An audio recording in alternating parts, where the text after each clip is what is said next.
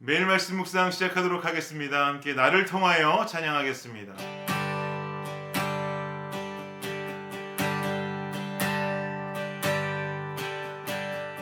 지금 서 있는 이곳에서 높임을 받으소서. 내가 밟는 땅 주님의 땅이니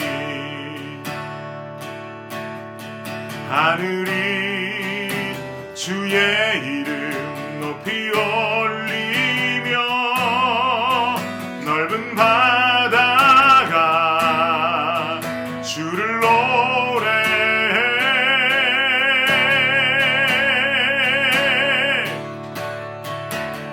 모든 만물 주를 경배해. 모든 입술 주를 찬양해.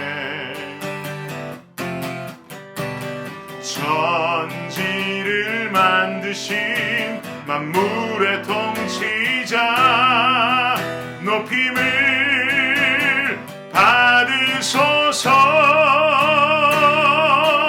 내 평생에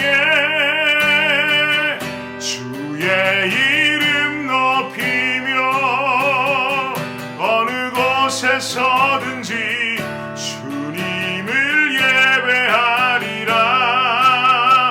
내가 밟는 모든 땅 아버지의 영광이 선포되어야 하리. 찬양하며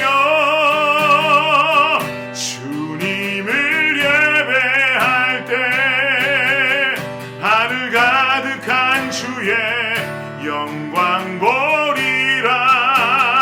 나를 통하여 나의 입술을 인하여 주의 이름 높임을 받으소서. 내 평생에 주의 이름 높이며 어느 곳에서든지 주님을 예배하리라. 내가 밟는 모든 땅 아버지의 영광이 선포되어야 하리. 찬양하며 주님을 예배할 때 하늘 가득한 주의 영광 보리라. 나를 통하여 나의 입술을 인하여 주의 이름 높임을 받으소서. 나를 통하여 나의 입술을 인하여 주의 이름 높임을 받으소서. 오늘 우리에게 주시는 하나님 말씀은 예레미야 48장 말씀입니다. 예레미야 48장 1절부터 13절까지 말씀입니다.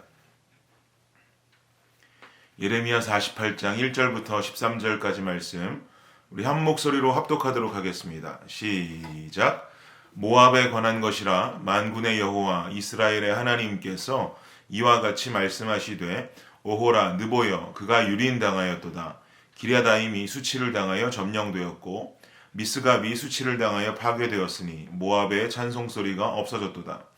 헤스본에서 무리가 그를 해하려고 악을 도모하고 이르기를 와서 그를 끊어서 나라를 이루지 못하게 하자 하는도다. 만맨이여 너도 조용하게 되리니 칼이 너를 뒤쫓아가리라. 호로나임에서 부르짖는 소리여 황폐와 큰 파멸이로다. 모압이 멸망을 당하여 그 어린이들의 부르짖음이 들리는도다.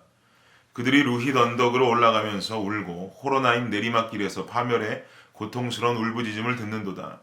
도망하여 내 생명을 구원하여 광야의 노간주 나무같이 될지어다. 내가 내 업적과 보물을 의뢰함으로 너도 정복을 당할 것이요 그모스는 그의 제사장들과 고관들과 함께 포로되어 갈 것이라. 파멸하는 자가 각 성읍에 이를 것인즉 한 성읍도 면하지 못할 것이며 골짜기가 멸망하였으며 평지는 파멸되어 여호와의 말씀과 같으리로다. 모압에 날개를 주어 나라 피하게 하라. 그 성읍들이 황폐하여 거기에 사는 자가 없으리로다.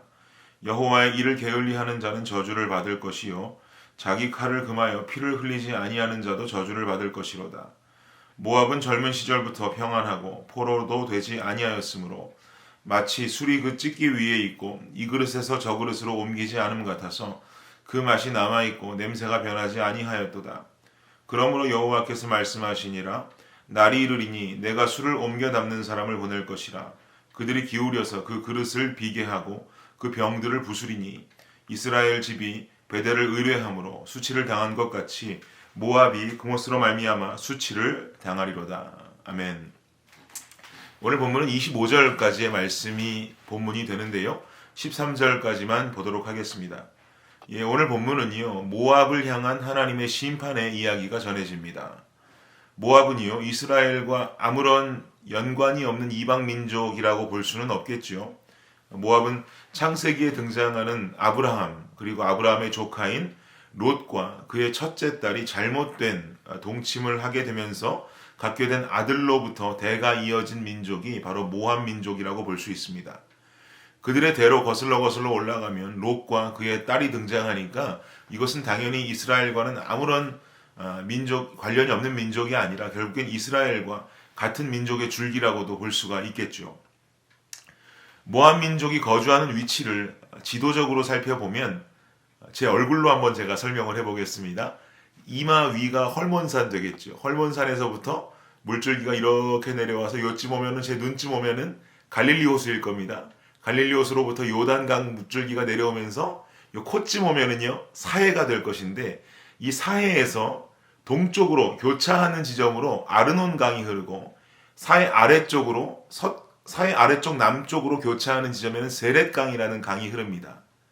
이처럼 이 북쪽으로 아르논 강이 흐르고 남쪽으로 세렛 강이 흐르는 요 지역이 어디냐 바로 모압 지역이 되겠습니다. 이 모압 지역의 더 동편으로 가면 어디가 나오냐면 이쪽은 그냥 광야지대가 됩니다. 이런 모압을 하나님께서 치신다는 것이죠. 1절 말씀 보십시오.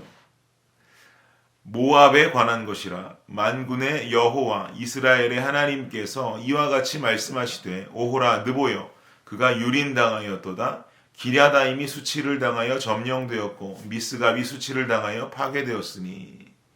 1절 말씀에 나오고 있는 이 느보, 기랴다임, 미스갑이라고 하는 곳은요 모두 다 지명입니다. 모두 모압 땅에 속해 있는 지역이고 그것도 모압 북쪽에 위치한 도시들입니다. 이런 북방에 있는 모압의 도시들이 먼저 무너져 내릴 것이다 라는 이야기죠. 2절 말씀도 한번 보시죠. 모압의 찬송 소리가 없어졌도다. 헤스본에서 무리가 그를 해하려고 악을 도모하고 이르기를 와서 그를 끊어서 나라를 이루지 못하게 하자 하는도다. 만맨이여 너도 조용하게 들으니 칼이 너를 뒤쫓아가리라. 2절에 나오는 헤스본과 만맨이라는 곳도 역시 지역의 이름이고 모압 최북단에 위치한 도시명입니다.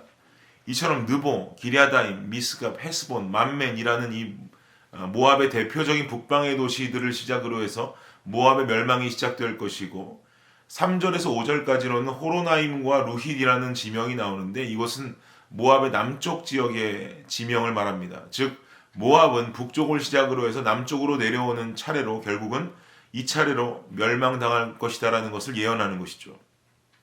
6절 보십시오. 6절 말씀을 보면 함께 읽겠습니다. 시작. 도망하여 내 생명을 구원하여 광야의 노간주나무같이 될지어다. 모압 민족들은 멸망을 당하게 되면 공격을 당하게 될 것이니까 도망하게 되겠죠. 모압 민족이 도망할 수 있는 방향은 어디겠습니까? 아까 제가 제 얼굴로 지도 설명드렸지요. 요단강 줄기가 흐르고 사해가 나타나면 사해의 동편 지역이 모압인데 그렇다면 이 모압 지역에서 자신들이 바라봤을 때 서쪽은 사해가 있으니까 물이 흐르니까 도망가기가 어렵고요. 북쪽은 아르논강이 흐르고 있으니까 역시 도망가기가 어렵습니다. 아르논강 그 위쪽으로는 암몬 족속이 있거든요. 그러니까 더더욱이 도망가기 힘들겠지요. 이 남편으로는 세렛강에 이릅니다. 역시 이 세렛강도 물줄기이기 때문에 그쪽으로 도망하긴 힘듭니다. 결국은 어디로 도망합니까? 그들이 도망할 곳은 동편밖에 없습니다. 동편은 어디라고 했죠? 광야지대라고 말씀드렸죠. 동편 광야지대로밖에 도망할 곳이 없는 것입니다. 이것을 지금 6절이 말하는 것이죠. 광야에 노간주나무 같이 될 것이다. 이들이 도망가서 결국엔 비참한 인생을 살게 될 것이다 라는 예언을 말하는 것입니다. 이처럼 모압이 하나님의 심판을 당하는 이유는요, 두 가지로 볼 수가 있는데, 한 가지는 자신들이 이룬 업적에 대한 지나친 교만함 때문이고, 두 번째는 본인들이 믿는 그모스 신으로 인해서 자신들이 부하게 되었다라는 생각 때문입니다.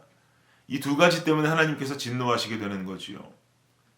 그럼 첫 번째 이유 말고 두 번째 이유를 좀 더 자세히 살펴보자면, 모압 지역이 가지고 있는 주력 사업 중에 한 가지가 무엇이었느냐? 포도주 생산이었습니다.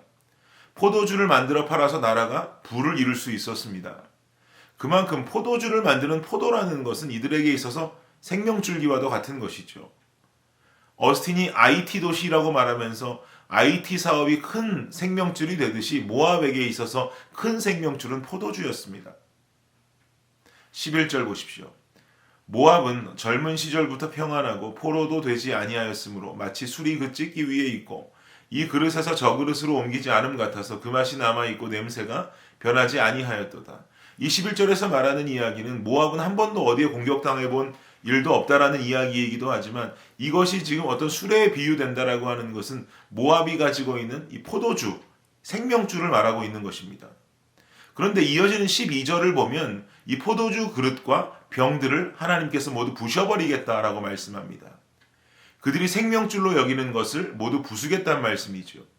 결국 모압은 포도주 산업마저 부셔지고 이 와중에 아무런 힘도 발휘하지 못하는, 하나님 앞에 아무런 힘도 발휘하지 못하는 그들이 믿고 따르는 그들의 우상 그모스 신의 모습을 보게 될 것입니다. 이것이 오늘 본문의 이야기가 됩니다.